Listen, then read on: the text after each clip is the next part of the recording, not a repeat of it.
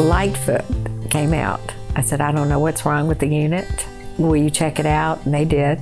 They kept telling us, it's gonna crater on you. I said, okay, well, we'll just wait till it dies. My daughter filled out a form and applied for me to get some form of a grant to get my air conditioning and heating replaced. They said, well, we decided you're the one.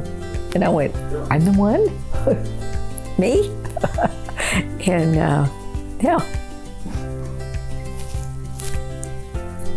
You know, she's a teacher of 50 years.